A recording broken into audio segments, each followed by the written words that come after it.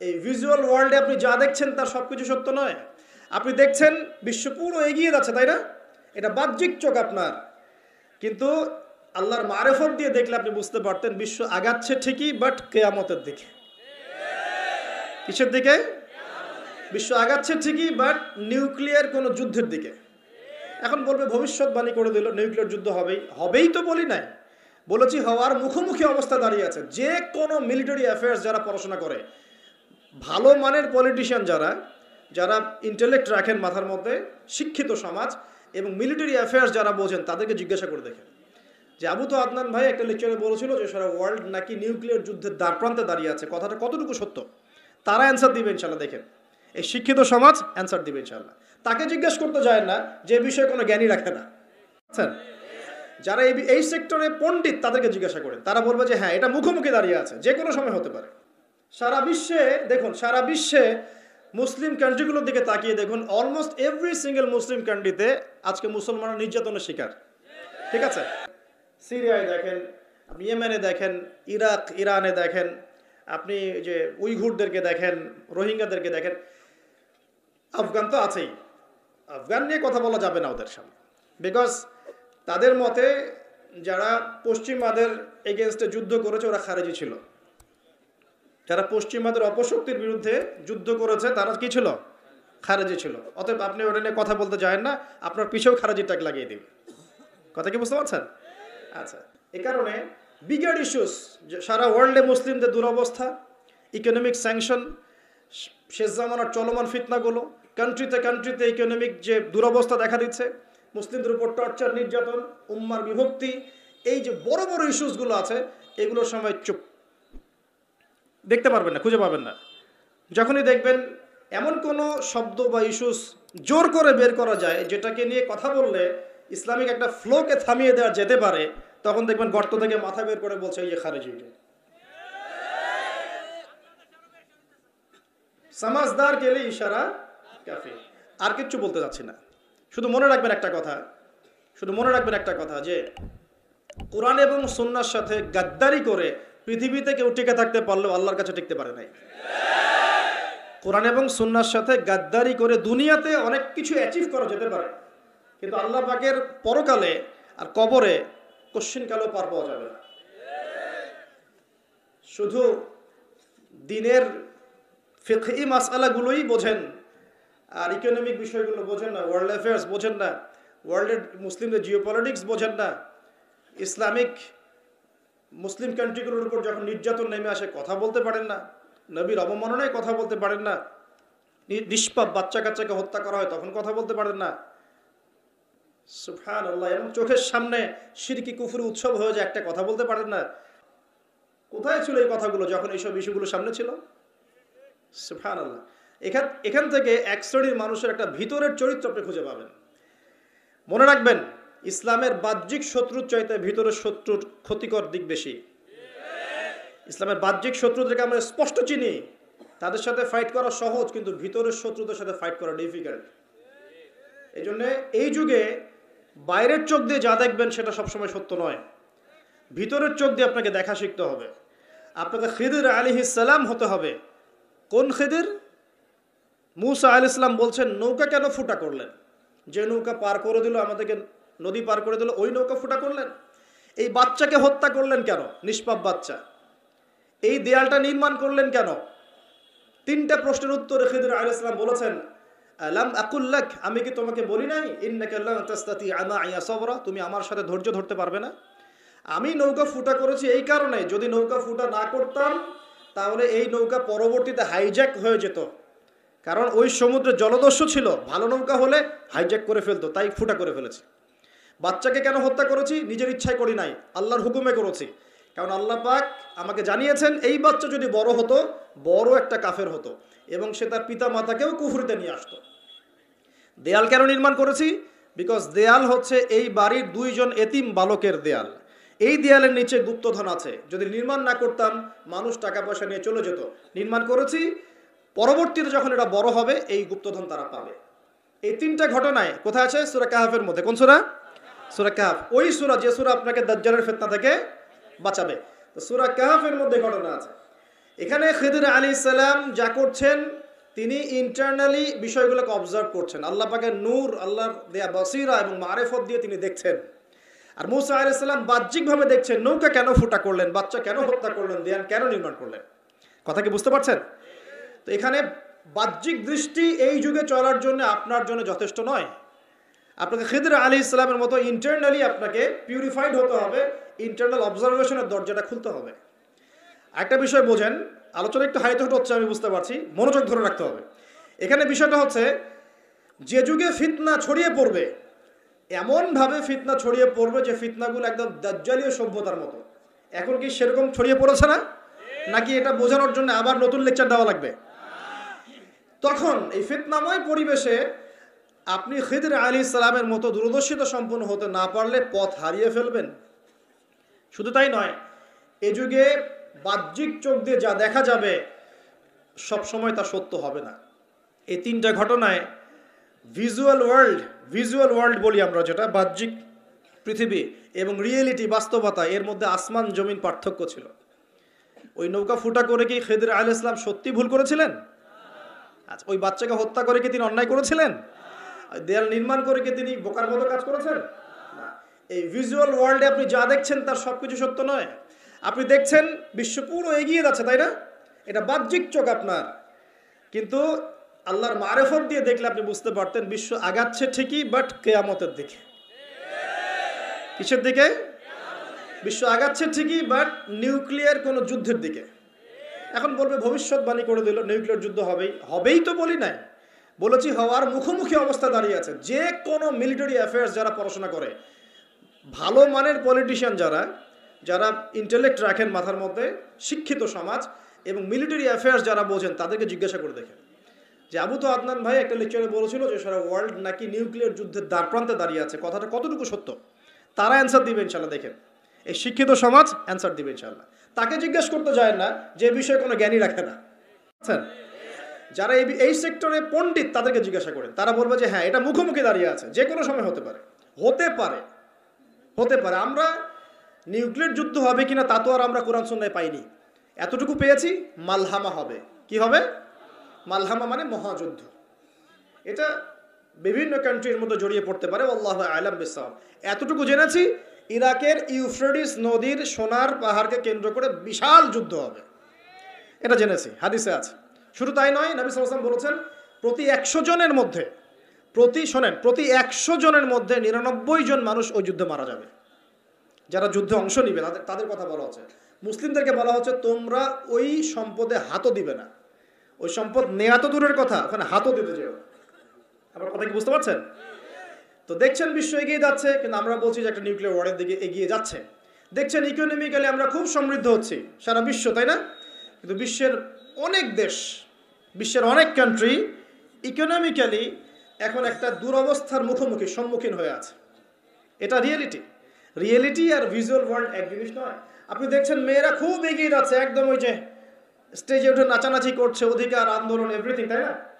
কিন্তু বাস্তবতা কি জানেন? বাস্তবতা হচ্ছে আমাদের মা বোনরা বেপর্দা হচ্ছে দিন দিন বেশি, এবং তারা এগিয়ে যাচ্ছে জাহান্নামের দিকে।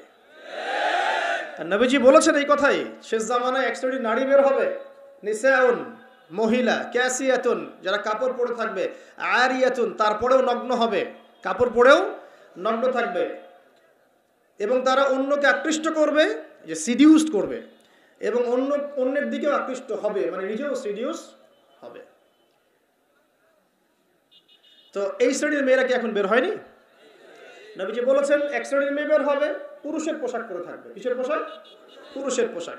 এখানে শুধু বাহ্যিকভাবে পুরুষের পোশাক নয়, বাহ্যিকভাবে তো পুরুষের পোশাক পরেছেই অনেক আগেই। যান এই যে বনানী, আপনার শপিং মলস, গুলশান, ঢাকার বিগ সিটিজ, মেগা সিটিজের মেগা পয়েন্টগুলো তো যান, আপনি নিজের চোখেই দেখতে পারবেন। আপনার এখানেও আছে? আচ্ছা, যাই হোক, হ্যাঁ, থাকতেই পারে, কারণ এগুলো তো এখন ছড়িয়ে পড়েছে কিভাবে? এই যে মোবাইল ফোনের মাধ্যমে। এমন কোনো জায়গা নাই এখন, বিশ্বের এমন কোনো জায়গা নাই যেখানে এই ফিতনাগুলো আসলে ছড়িয়ে পড়ে নাই। সো তারা ছড়িয়ে পড়েছে। এখন নবী সাল্লাল্লাহু আলাইহি ওয়াসাল্লাম এটাই বলছেন যে মেয়েরা পোশাক পরিবর্তন হয়ে যাবে, ছেলেরা মেয়ের পোশাক পরবে, মেয়েরা ছেলের পোশাক পরবে। পরে নাই? আর কোন নিদর্শনের জন্য অপেক্ষা করছেন? শুধু পোশাক পরিবর্তন মানে বাহ্যিক পোশাক নয়, এখানে আপনার সমাজের ফাংশনাল রোলটাও চেঞ্জ হয়ে যাবে। মেয়েরা ছেলেদের জায়গায় আসবে, ছেলেরা মেয়েদের জায়গায় আসবে। এসেছে কি আসে নাই? আচ্ছা, একটা বড় সাইন বলেছেন নবী সাল্লাল্লাহু আলাইহি ওয়াসাল্লাম লাস্ট ডে বা কিয়ামতের, সেটা হলো যে সমাজের সবচেয়ে নিম্ন শ্রেণীর মানুষ, মানে যাদের পরনে কাপড় ছিল না এবং পায়ে স্যান্ডেল ছিল না, বড় লোকদের কথা বলা হচ্ছে না হাদিসের মধ্যে। এখানে বলা হচ্ছে যে আনজারাল হুফাতাল উরাতাল আলাতা রিয়া আশ-শাই ইয়াতাতাওয়ালুনা ফিল বুনিয়ান। এখানে এমন মানুষের কথা বলা হচ্ছে যারা নগ্ন পদের, খালি পায়ের, স্যান্ডেল কেনার টাকা নাই, খালি গায়ের মানে কাপড় কেনার টাকা নাই, এবং রাখাল শ্রেণীর মানুষ। তারা কি করবে? ইয়াতাতাওয়ালুনা ফিল বুনিয়ান, উঁচু উঁচু কনস্ট্রাকটিভ বিল্ডিংস নির্মাণের প্রতিযোগিতা করবে। হয়েছে কি হয়নি? কিভাবে সম্ভব হলো? রিবা, সুদের মধ্য দিয়ে, এবং করাপশন, অন্যের সম্পদ আত্মসাতের মধ্য দিয়ে।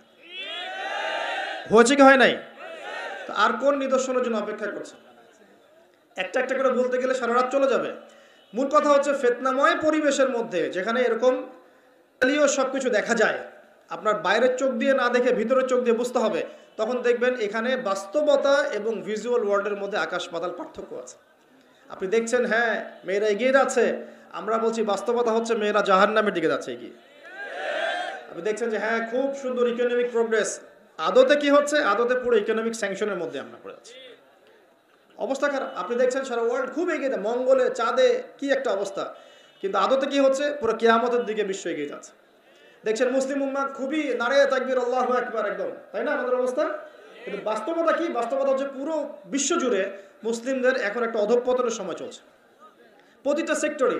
এটা সেই যুগ না যেটাতে ওমর রাদিয়াল্লাহু আনহুর যুগে আমরা বসে পুরো বিশ্ব শাসন করতাম, সেটা কি এই যুগ? এই যুগ নয়। বরং নবীজি বলছেন বাদা আল ইসলাম গরিবান ওয়া সায়াউদু কামা বাদা। ইসলাম শুরু হয়েছিল অপরিচিত ভাবে, গরীব ভাবে, ওয়া সায়াউদু কামা বাদা, এবং আবার শীঘ্রই সে সেই অপরিচিত জায়গায় ফিরে আসবে। অপরিচিত জায়গায় ফিরে আসবে, গরীব জায়গায়। আপনি পরিবার ইসলাম পালন করতে যান, পরিবারের মধ্যে আপনি গরীব হয়ে যাবেন, অপরিচিত হয়ে যাবেন। সমাজে পালন করতে যান, আমি কোন ইসলামের কথা বলছি? ওই গোলালু মার্কা ইসলাম না, যেটা সব তরকারিতেই চলে, ওটার কথা বলছি না। যে ইসলাম ফলো করলে আপনার হাতে আগুন ধরে রাখার মতো অবস্থা হয়, ওটা ফলো করেন, সমাজে আপনি বিচ্ছিন্ন হয়ে যাবেন। বিশ্বে পালন করতে যান, দেখবেন আপনাকে কোণঠাসা করে রেখে দিয়েছে। এই হলো অবস্থা, গরীবা। এই অবস্থায় কি হবে? যেটা আপনি বাহ্যিক চোখে দেখছেন, বাস্তবতা এমন নাও হতে পারে। আল্লাহ পাক আমাদেরকে এই সিচুয়েশনটাকে বোঝার তৌফিক দান করুন। আর সিচুয়েশন বুঝতে গেলে বাহ্যিক জ্ঞান যথেষ্ট নয়, ইন্টারনাল কি লাগবে? আল্লাহর বাসিরা এবং নূর এবং মারিফত দরকার আছে। এটা কি জিনিস? এটা আমি আপনাকে আসলে ওই ক খ গ ঘর মতো পড়িয়ে বোঝাতে পারবো না, তবে আমি চেষ্টা করছি, আমার দিকে মনোযোগ দেন। খিদর আলাইহিস সালাম যা দেখছেন, মূসা আলাইহিস সালাম কি তাই দেখেছিলেন? আচ্ছা, খিদর আলাইহিস সালাম যে তিনটা ঘটনা ঘটলো, এই তিনটা ক্ষেত্রে খিদর সঠিক ছিলেন না ভুল? তাহলে তিনি এমন কি দেখলেন, কি বুঝলেন, কি শুনলেন যেটা মূসা আলাইহিস সালাম পারলেন না, বুঝলেন না? এটা কি? এটাই হচ্ছে আল্লাহ পাকের বাসীরা বা মারিফত বা দূরদর্শিতা, যেটাকে আমরা আল্লাহ নূর বলি। তিনি আল্লাহ পাকের নূর দিয়ে দেখছেন। এখন আমরা বুঝলাম শেষ জামানায় টিকে থাকতে হলে আমাদেরকে এরকম দৃষ্টিভঙ্গি নিতে হবে, এতটুকু বুঝতে পেরেছি।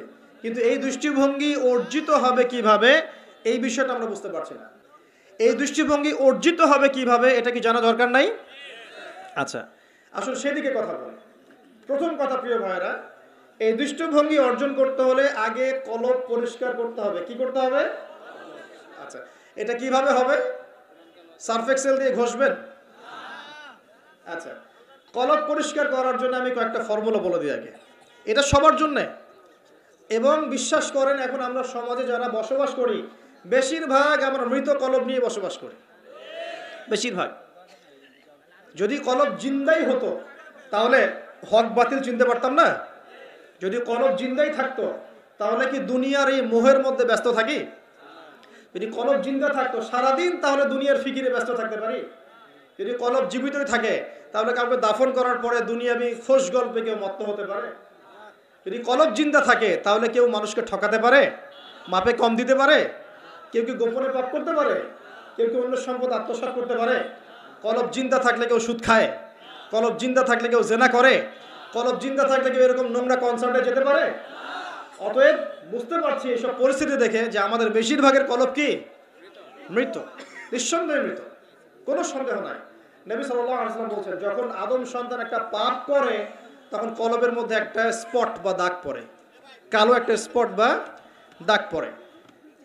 আবার যদি গুনাহ করে আবার স্পট পড়ে, আবার দাগ পড়ে, আবার গুনাহ করে আবার স্পট পড়ে। গুনার উপর গুনাহ করতে থাকে, পুরো কলবটা কালো, কুচকুচে, কুৎসিত হয়ে যায়, দুর্গন্ধযুক্ত। অনেস্টলি বলেন তো দেখি, অনেস্টলি বলেন যে আমাদের কলবগুলো এখন এরকম না? আমরা কন্টিনিউয়াসলি পাপ করি না? কতবার দিনে আস্তাগফিরুল্লাহ ওয়া আতুবু ইলাইহি পড়ি, কতবার?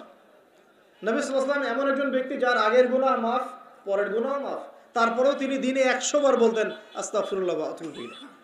আমাদের তো প্রয়োজন হয় না, কারণ আমাদের তো অনেকের, আমাদের সবার না, অনেকের অ্যাটিটিউডটা এমন যে সে জান্নাতে অলরেডি চলে গেছে এবং তার দল, তার সংগঠন অলরেডি জান্নাতে চলে গেছে।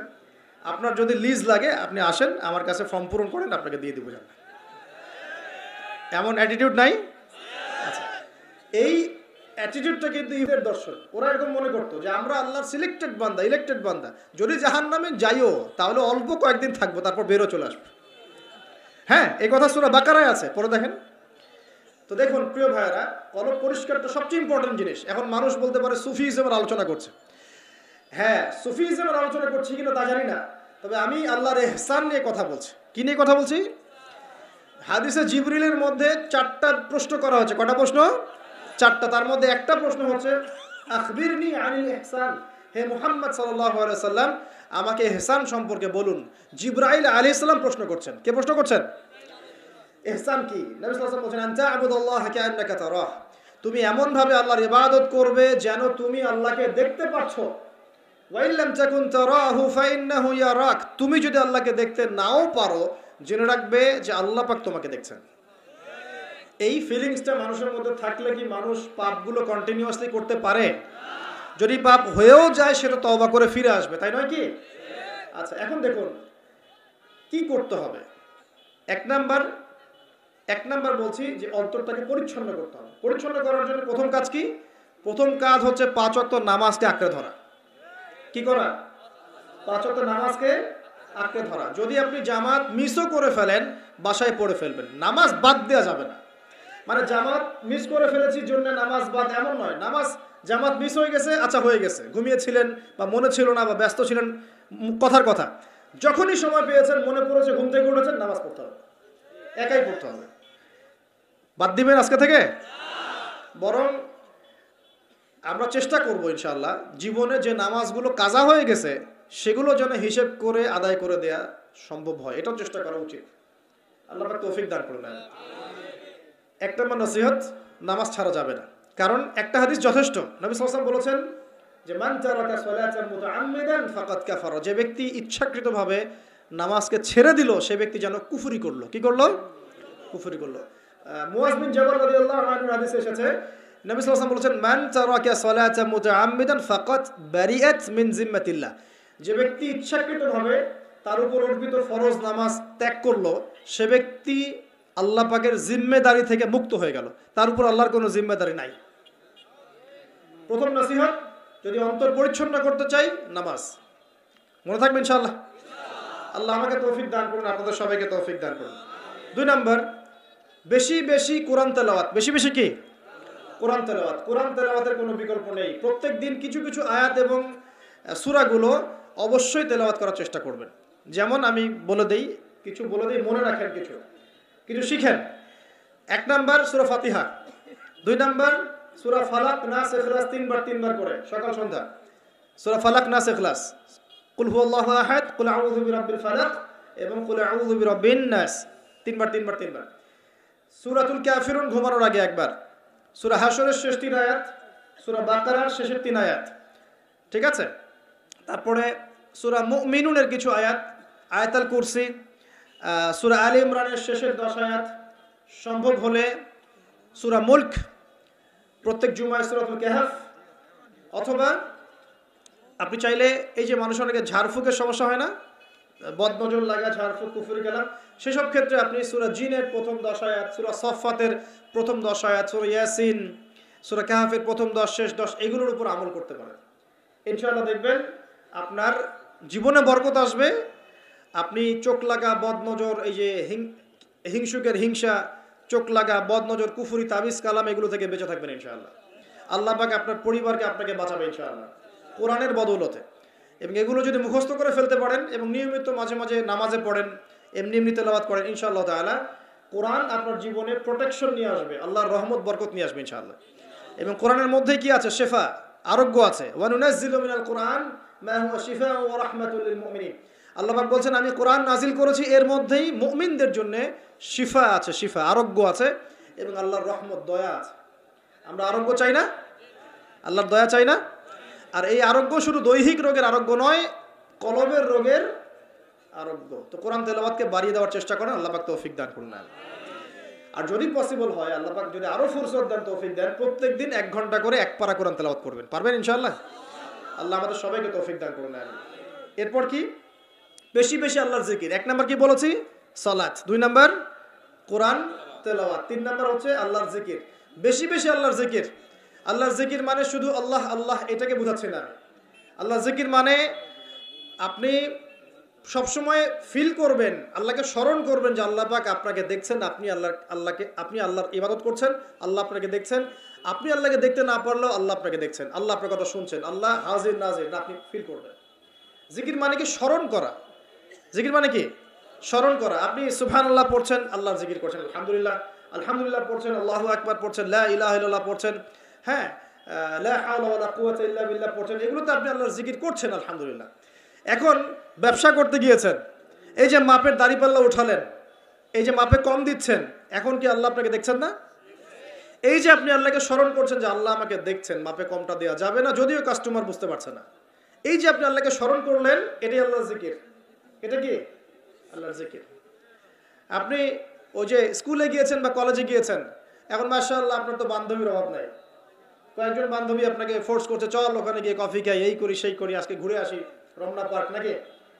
তো এখন আপনি আল্লাহকে স্মরণ করছেন যে আমি আল্লাহকে দেখতে না পারলেও আল্লাহ তো আমাকে দেখছে, না আমি তোমাদের সাথে যেতে পারবো না, এটা আমার জন্য জায়েজ নাই। এই যে আপনি আল্লাহকে স্মরণ করলেন, এটার নাম কি? আল্লাহর জিকির। সমাজের দায়িত্ব পেয়েছেন, আলহামদুলিল্লাহ, দায়িত্ব পাওয়া খারাপ কিছু নয়, এটাকে সঠিকভাবে পালন করাটাই চ্যালেঞ্জ। দায়িত্ব পাওয়া খারাপ কিছু নয়, দায়িত্বটাকে সঠিকভাবে পালন করাটা চ্যালেঞ্জ। দায়িত্ব পালন করতে গিয়ে আপনি ন্যায় বিচার করছেন, যখন দেখছেন যে এমন একটা বিচার সামনে চলে আসছে যে এখানে তো সমস্যা, এখানে ন্যায় বিচার করলে আমাকে হয়তো কিছু প্রতিবন্ধকতা শিকার হতে পারে, আর যদি অন্যায় করি তাহলে দুনিয়ার স্বার্থ আছে। এখন আপনি যদি অন্যায়টাকে বেছে নেন, আপনি আল্লাহর জিকির করেন নাই। যদি তখন আপনি ন্যায়টাকে বেছে নেন, আপনি তখন আল্লাহর জিকির করেছেন। আল্লাহর জিকির শুধুমাত্র সুবহানাল্লাহ আলহামদুলিল্লাহ তাসবিহ তাহলিলা নয়, সমাজে চলতে ফিরতে উঠতে বসতে সবখানে আল্লাহর জিকির আছে। আল্লাহর স্মরণ, আল্লাহকে স্মরণ কর, আল্লাহ পাক তৌফিক দান করুন। তো জিকির বাড়িয়ে দেই। 4 নাম্বার কি? 4 নাম্বার হচ্ছে জ্ঞান অর্জন। মানে বেশি বেশি কোরআন সুন্নাহর জ্ঞান অর্জন করেন, আল্লাহর নূর মারিফত পাওয়া যাবে ইনশাআল্লাহ। 5 নাম্বার একটা বলে দেই, সেটা হলো আল্লাহওয়ালা মানুষ, যারা আল্লাহওয়ালা মানুষ, আল্লাহর এবং রাসূলের কথা বলেন, যারা মুত্তাকি, পরহেজগার এবং সৎ, এই সব মানুষদের সাথে সংস্পর্শে থাকেন, আল্লাহ পাকের নূর পাওয়া যাবে ইনশাআল্লাহ। আর 5টা কথা বললাম, খালি অনলি 5টা। এগুলোর পাশাপাশি আর 5টা বিষয় আছে, যাওয়া যাবে না। 5টা বিষয়ে যাওয়া যাবে না। 1, হিংসা মনে রাখাই যাবে না। মনে যার হিংসা আছে, তার সাথে আল্লাহর নূরের কোনো সম্পর্ক নেই। সে কোশ্চিন কালেও খিদির হতে পারবে না। তার বড় বড় ডিগ্রি থাকতে পারে, সার্টিফিকেট থাকতে পারে, মনে হিংসা দিয়ে ভর্তি, কোশ্চিন কালেও আল্লাহর নূর এবং মারিফত অর্জন করতে পারবে না, সম্ভব না। কলবুন সেলিম, বিশুদ্ধ কলব, অবনত চিত্তের কলব না থাকলে এটা সম্ভব নয়। অতএব হিংসা করবেন। এখন তো হিংসার যুগ, এখন তো ওই যে বললাম না, ছেলে মেয়ে হয়ে যাচ্ছে, মেয়ে ছেলে হয়ে যাচ্ছে। এখন মেয়েরা কিন্তু খুব একটা ঝগড়া করে না, মেয়েদের কথাবার্তাগুলো এখন ছেলেদের মতো। বাইরে বের হয়ে রিক্সা ডাক দেবে, এই রিক্সা এদিকে আসো, এই সিএনজি এদিকে আসো, ওর গলার ভয়েসটা ছেলেদের মতো। আর ছেলেরা কি করে দেখবেন, যে কোনো একটা ইস্যু পাক বা না পাক, অনলাইনে ফেসবুকে বসে আহলুল কমেন্ট, এখানে দেখবেন সারাদিন ঝগড়া করছে। ঝগড়া করে করে করে লাস্টে বলবে যে আমিন না লিখে কেউ যাবেন না। এই হলো অবস্থা। দেখবেন ঝগড়াটা একটা স্বভাব ছেলেদের মধ্যে আসে। ছেলেটা ঝগড়া করবে কেন? ছেলেরা মারামারি করে সরাসরি, নাকি? ছেলেরা কি ঝগড়া করে না? দীর্ঘদিনের ইতিহাস পড়ে দেখেন না আপনি, পুরো ওয়ার্ল্ডের হিস্ট্রি ঘেটে দেখেন, দেখবেন ছেলেদের গায়রত, ব্যক্তিত্ব ছিল না। যুদ্ধ বিগ্রহ করবে ছেলেরা, বক্সিং খেলবে ছেলেরা, জিম করবে ছেলেরা, মার্শাল আর্ট শিখবে ছেলেরা, ছেলেরা এগুলো করবে। ছেলেরা চুলকি ঝগড়া করে নাকি, চুলাচুলি করে নাকি ছেলেরা? এখন দেখবেন ফেসবুকে ঢুকলেই ছেলেরা কিন্তু মেয়েলি ঝগড়া করে, দেখছেন, খেয়াল করছেন? দেখেন সাইকোলজিক্যাল পরিবর্তন হয়েছে, ছেলেটা মেয়ে হয়ে যাচ্ছে, মেয়েদের মধ্যে সাইকোলজিক্যালি ছেলেদের প্রভাব বিস্তার হচ্ছে। অতএব হিংসায় যায় না, এটা হিংসার যুগ। হাবিল হন, কাবিল হন না। আপনি হাবিল হন, কাবিল হতে চায় না। কারণ কাবিলের আমল নামায় নবী সাল্লাল্লাহু আলাইহি ওয়াসাল্লাম বলেছেন কিয়ামত পর্যন্ত যত মানুষ খুন হবে, হাদিসটা শোনেন, কিয়ামত পর্যন্ত যত মানুষ খুন হবে সমস্ত খুনের একটা পাপের অংশ কাবিলের আমল নামায় যুক্ত করা হবে। কারণ কি?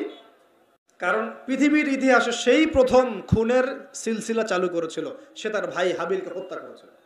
হাবিল কাবিলের এই সুন্নত এখন নাই, আছে? মুসলিমদের মধ্যে দেখবেন বহু কাবিল ঘুরে বেড়াচ্ছে, আছে না? হাবিলের সুখ ওর ভালো লাগছে না, হাবিলের উন্নতি অগ্রগতি ওর পছন্দ হচ্ছে না, হাবিলের কুরবানি আল্লাহর কাছে কবুল হচ্ছে, ও সহ্য করতে পারছে না, এই জন্য সে কাবিল হয়ে গেছে। এরকম কাবিলের সংখ্যার অভাব নাই তো পৃথিবীতে। আর বারবার বলছি যে ভিতরের শত্রু চেনা খুব ডিফিকাল্ট, বাইরেগুলো চেনা যায়। আমরা দোয়া করি আল্লাহ রাব্বুল আলামিন ভিতর এবং বাইরের সব ধরনের শত্রুতা থেকে ইসলামকে হেফাজত করুন, আমিন। এবং যারা দুনিয়ার স্বার্থে ইসলামের বিরুদ্ধে শত্রুতা করবে আল্লাহ পাক ওদের শেকড়টা উপরে ফেলে দেন। জানা সামনে যান। এক নাম্বার কি রাখা যাবে না? হিংসা। একটা কথা বলে শেষ করি, আপনি যদি কারোর প্রতি হিংসা করেন তাহলে কি হবে? আপনার ক্ষতি কি? আপনার যত নেক আমল ধ্বংস হয়ে যাবে। হিংসা সেভাবে নেক আমলকে পুড়িয়ে দেয় যেমন করে আগুন কাঠকে পুড়িয়ে দেয়। হাদিস শুনেছেন হাদিসটা? হিংসা সেভাবে নেক আমলকে পুড়িয়ে দেয় যেভাবে আগুন কাকে পুড়িয়ে দেয়? কাঠকে। আগুন কাঠে আগুন ধরিয়ে দেন, কাঠ বাকি থাকে, কয়লা ছাই হয়ে যাবে। ঠিক একইভাবে আমল নামার নেকি সব ছাই হয়ে যাবে। আর যদি আপনাকে কেউ হিংসা করে, ঈর্ষা করে, মানে ঈর্ষা না, হিংসা করে এবং আপনার দিকে বদনজর দেয়, হ্যাঁ, আপনার ক্ষতি চায়, আপনার সাথে কুফরি করে ইত্যাদি, তাবিজ কবজ করে, তখন আপনারও ক্ষতি হতে পারে। চোখ লাগলে, বদনজর হলে, তাবিজ কবজ, আপনার ক্ষতি হতে পারে। আর এই ক্ষতি থেকে আপনি বাঁচবেন কিভাবে? এটা তো আপনার হাতে নাই, তাই না? কেউ যদি আপনাকে হিংসা করে, এটা তো আপনার হাতে নাই, আছে? নাই। একটা উপায় হচ্ছে মানুষের থেকে নিজেকে যত পারেন আড়াল করার চেষ্টা করেন। এই যে বারবার বলি না, এত শোডাউনের দরকার নাই, ফেসবুকের দরকার নাই, অনলাইনের এই যে ছবি টবি দরকার নেই, এমনি এমনি বলি না। আমরা চাই যে মানুষ থেকে যতটা পারি আড়াল হতে, যতটা সম্ভব। কারণ এখন তো এর চেয়ে বেশি কিছু পাচ্ছি না, এতে ক্ষতি আছে, মানুষের চোখ লাগে। এখন আপনি বাঁচবেন কিভাবে? প্রতিদিন সূরা ফালাক, সূরা নাস, ইখলাস সকাল সন্ধ্যা 3 বেলা করে, সকাল সন্ধ্যা 3 বার করে সূরা ফালাক, সূরা নাস, সূরা ইখলাস। প্রত্যেক নামাজের পর আয়াতুল কুরসি, ঘুমানোর আগে আয়াতুল কুরসি, সূরা বাকারার শেষের আয়াত, সূরা মুলক। এই যে কোরআনিক চিকিৎসাগুলো আপনি যদি গ্রহণ করেন ইনশাআল্লাহ তাআলা আপনি চোখ লাগা থেকে বাঁচবেন ইনশাআল্লাহ। ইনশাআল্লাহ আপনি বদনজর থেকে বাঁচবেন, হিংসার কুপ্রভাব থেকে বাঁচবেন ইনশাআল্লাহ। এগুলো কিন্তু হেলা কথা বলছি না, এটা এত মারাত্মক। নবী সাল্লাল্লাহু আলাইহি ওয়াসাল্লাম বলেছেন যে চোখ লাগা বদনজরগুলো এত মারাত্মক যে একটা জীবন্ত উটকে রান্নার পাত্রে নিয়ে আসতে পারে। এত ডেঞ্জারাস, এত ডেঞ্জারাস। তো হিংসা করবেনও না, হিংসার শিকারও যেন না হন। এই জন্য সূরা ফালাককে বেশি বেশি তিলাওয়াত করবেন। কুল আউযু বিরাব্বিল ফালাক মিন শাররি মা খালাক ওয়া মিন শাররি গাসিকিন ইযা ওয়াকাব ওয়া মিন শাররিন নাফাযাতি ফিল উকাদ ওয়া মিন শাররি হাসিদিন ইযা হাসাদ। আমি হিংসুকের হিংসা থেকে আল্লাহ তোমার আশ্রয় চাচ্ছি যখন সে হিংসা করে। পারবেন ইনশাআল্লাহ? আর কি করা যাবে না? আল্লাহর নূর মারিফত পেতে হলে অহংকার করা যাবে না। কি যাবে না? আল্লাহ পাক সব পছন্দ করলে অহংকার পছন্দ করবেন না। আল্লাহ পাক অহংকার পছন্দ করবেন। আল্লাহ পাক অনেক পাপ মাফ করে দিতে পারেন, অহংকার আল্লাহ পাক খুব কঠিন ভাবে ধরেন। আল্লাহ পাক খুব কঠিন ভাবে অহংকারীকে আল্লাহ পাক কখনোই পৃথিবীতে টিকতে দেন নাই। অহংকার আল্লাহ পাকের চাদর, এটা ধরে কেউ টান দিতে পারে না। তো মনের মধ্যে যদি অহংকার থাকে, কোশ্চিন কালেও ডিগ্রি সার্টিফিকেট অর্জন করেও আল্লাহর নূর পাওয়া যা, আপনি খিদির হতে পারবেন না, সিচুয়েশন বুঝতেও পারবেন না, সলিউশনও বের করতে পারবেন না।